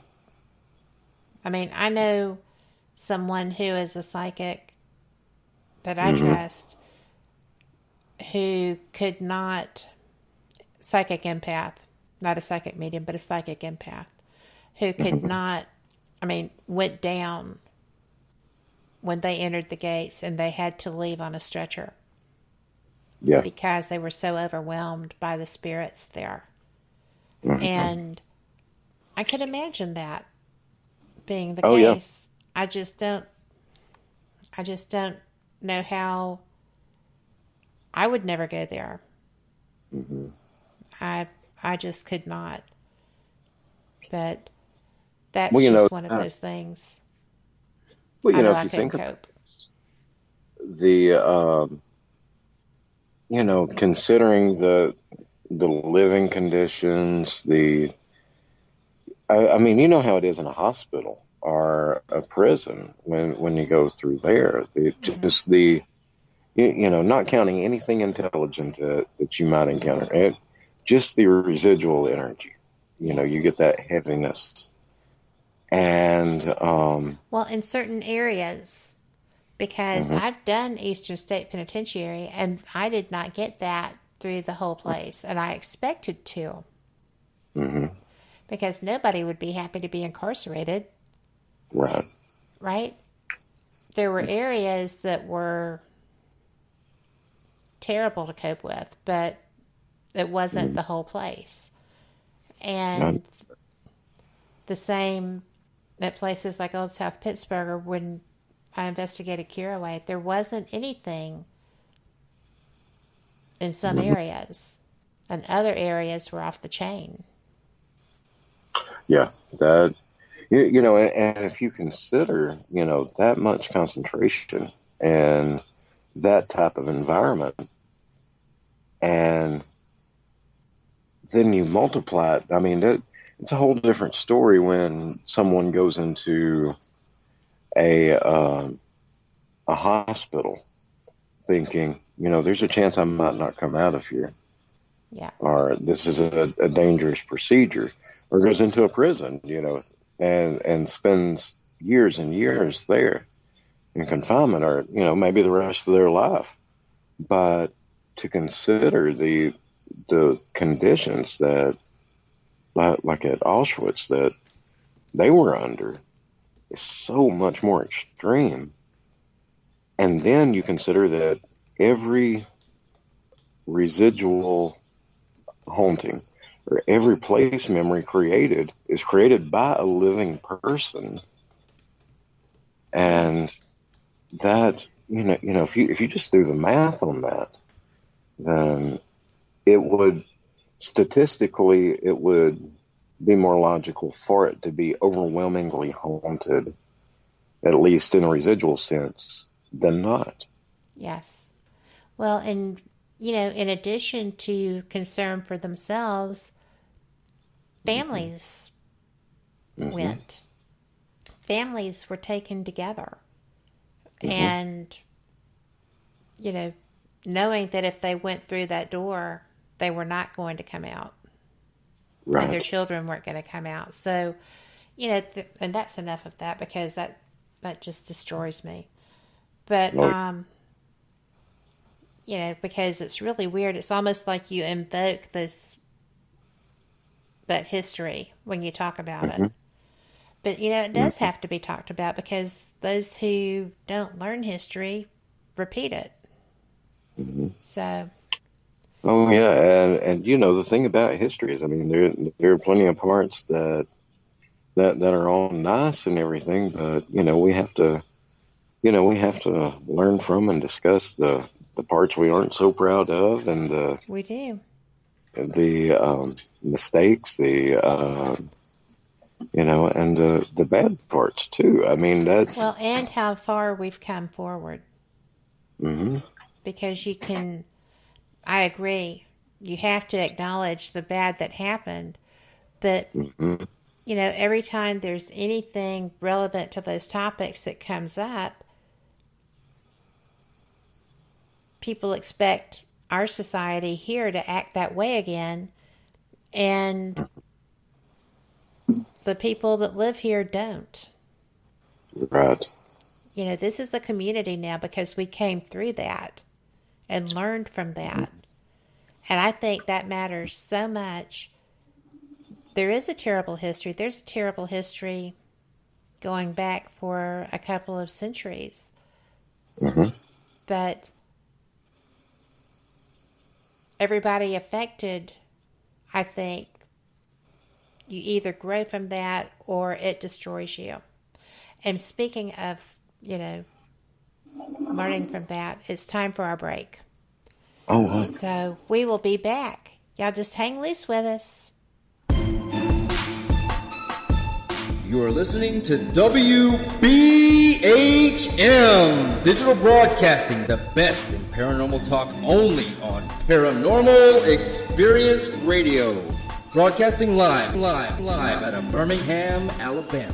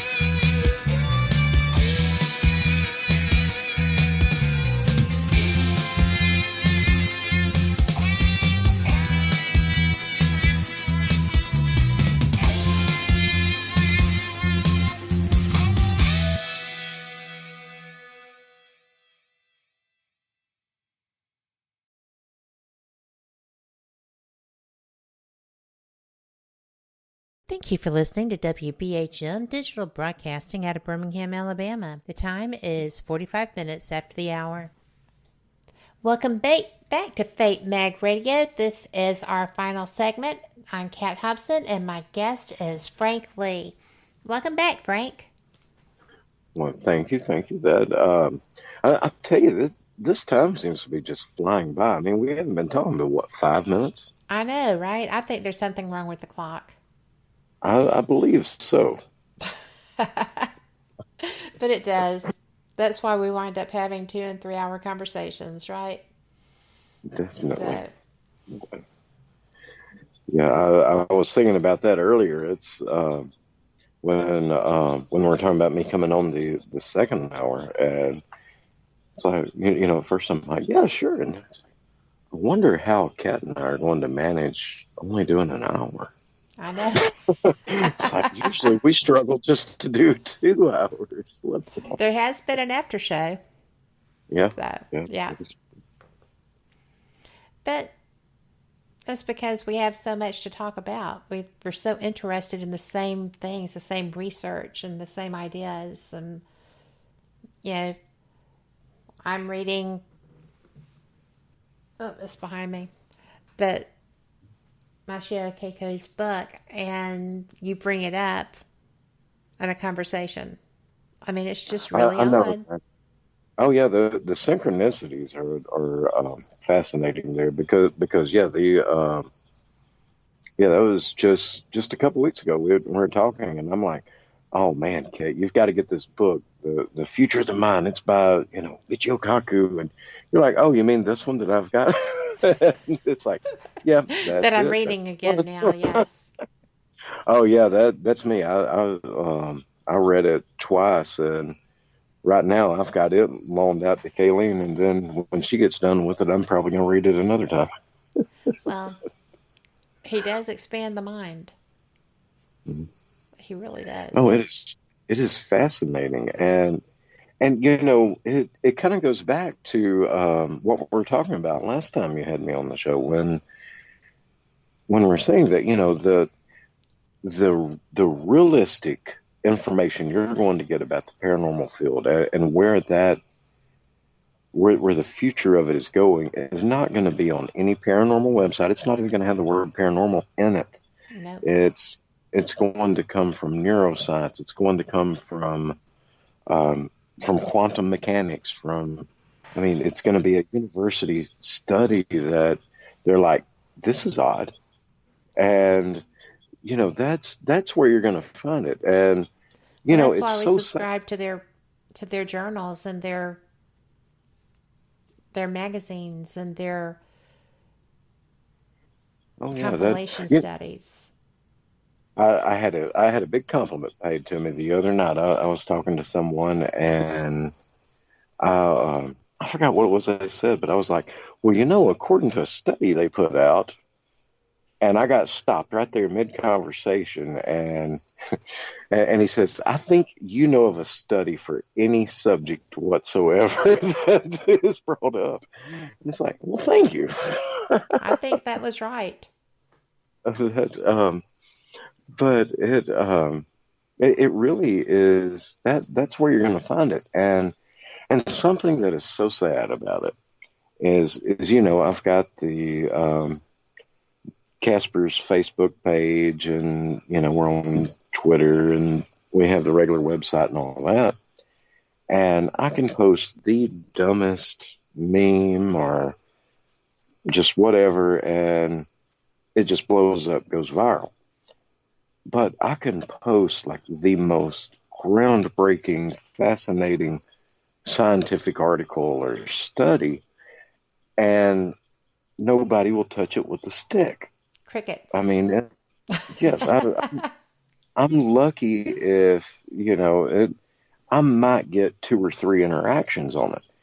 And yet it's the same people who ignore those big discoveries but jump all over the silly stuff that are complaining about the paranormal field not advancing. Yeah. It's like, well, hello. Maybe you should, look at the stuff that would. Mm-hmm. And, but it's like that old saying: you can lead a horse to water, but you can't make it drink, and that is very true. It is. Yeah.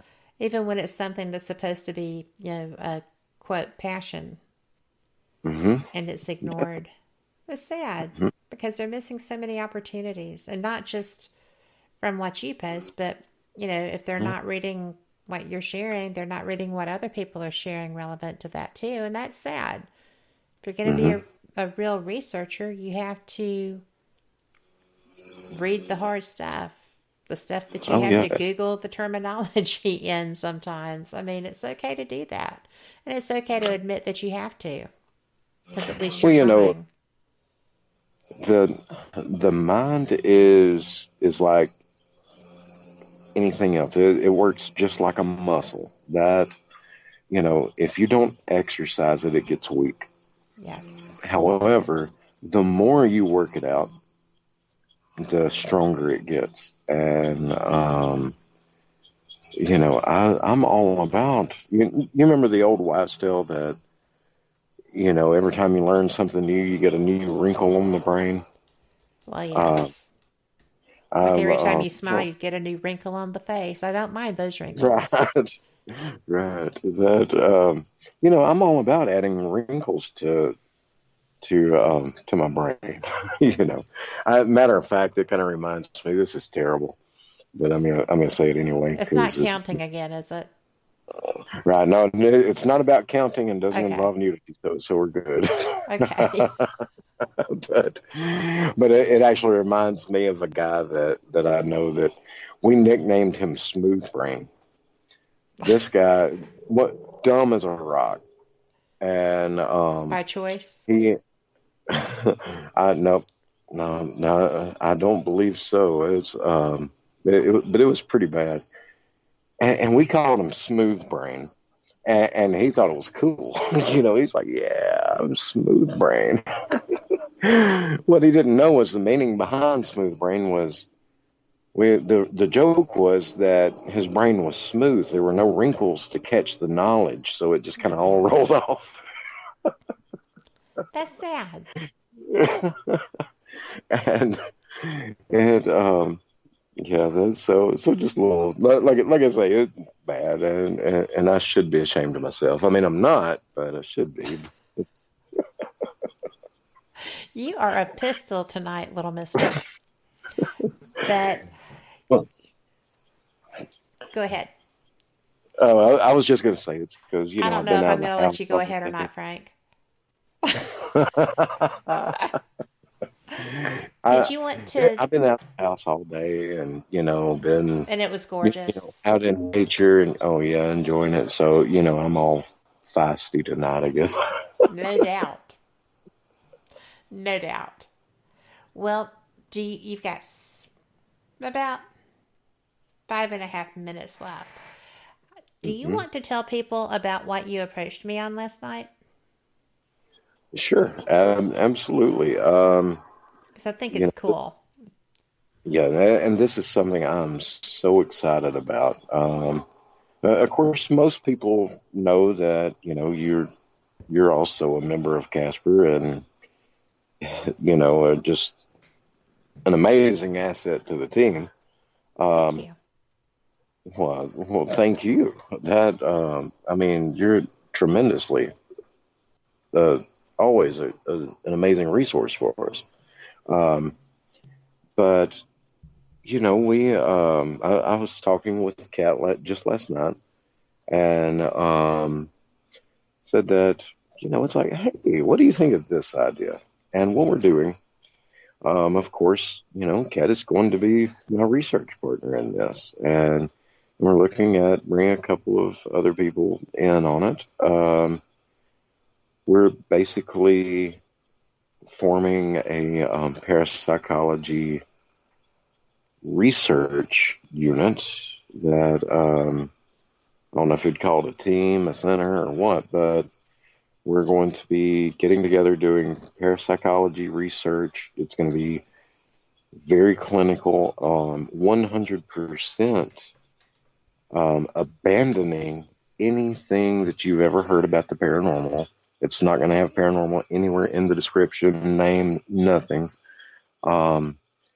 It's going to be committed to studying human consciousness, the brain, how our surroundings and the environment interacts with our mind, and how our mind interacts with the environment, and what the mutual effect is. And we're going to be doing a lot of experiments to help further that research. And I mean, granted, we are hoping that some of the things that we find are things that we can pass to the paranormal community, but we are also establishing it in a way that we're looking for research we can present to any university out there as well. And it's something that I'm ecstatic about. I can't wait to get it going. We've already been doing some experiments that will be continuing with that, and as well as a lot more.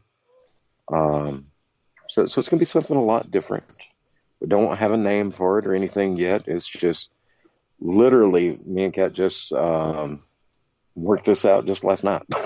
So, but I'm very excited about it. I think it's going to be educational, and I think it's going to be interesting to see how some of these things come to pass, especially since we are researchers and we've been investigators, so we know what presents when we're in the field. And I think that's an advantage. And yeah, that's, having already studied parapsychology as much as both of us have, and having the knowledge of biology and geology and so many other disciplines of science. I mean, bringing that together it's going to, I'm excited about it. I am too. I think it's going to be a great venture and adventure. So I'm all about that stuff. It just ties in with, always look for the next thing.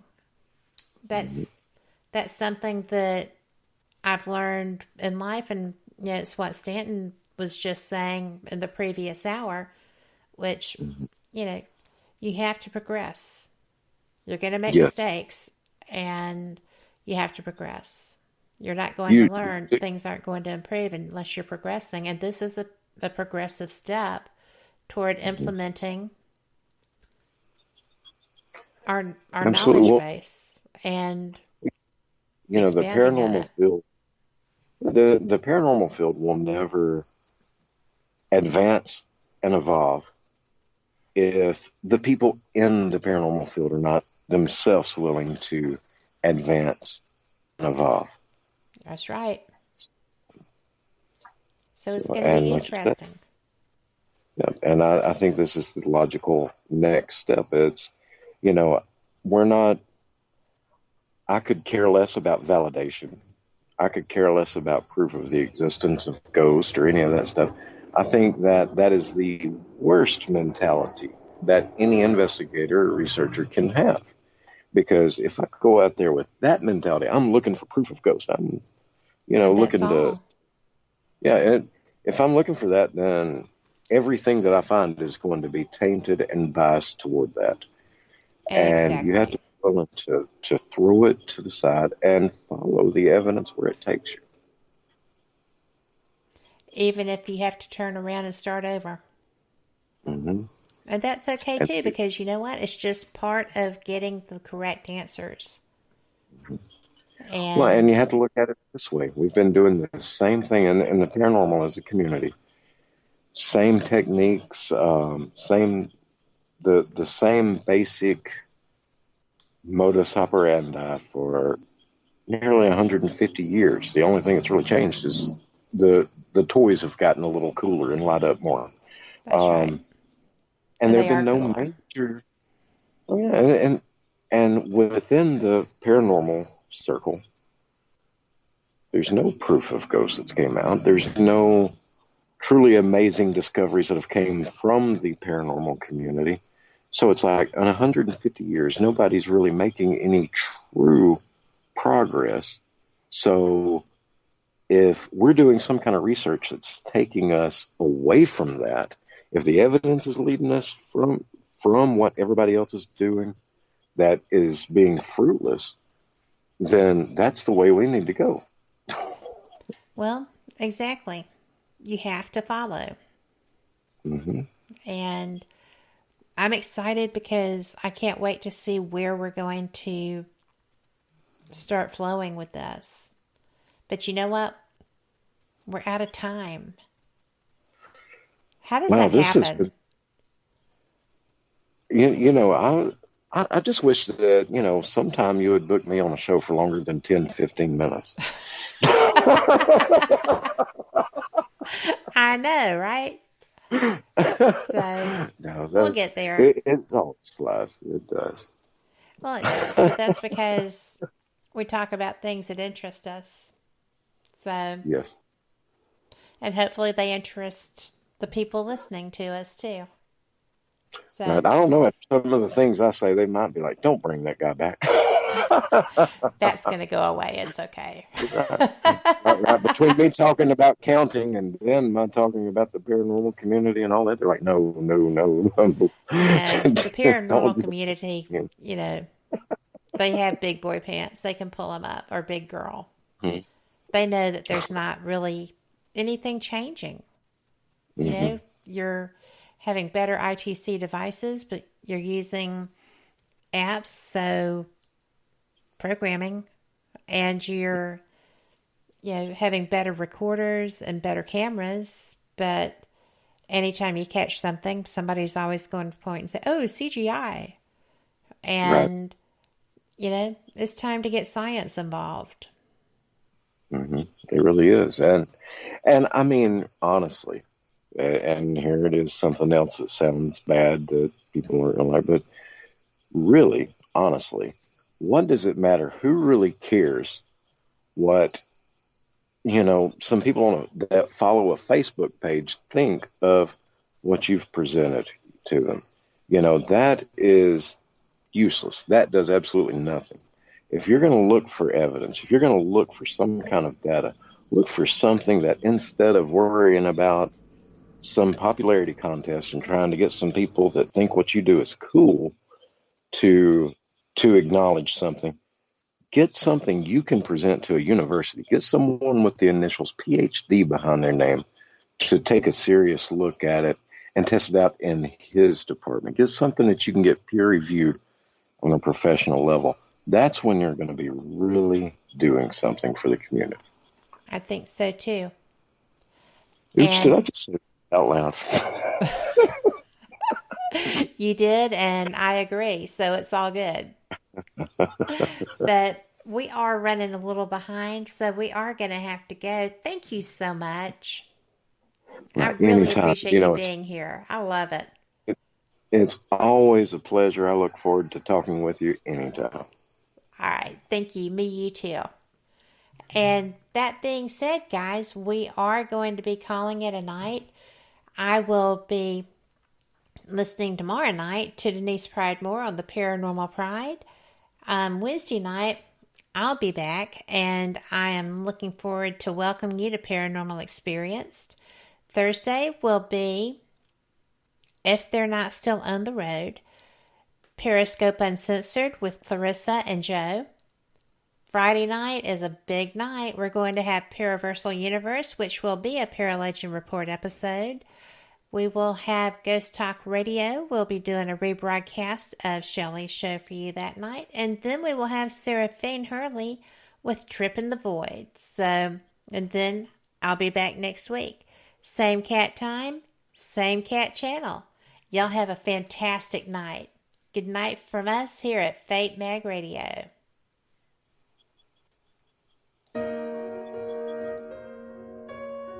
You are listening to WPHM Digital Broadcasting.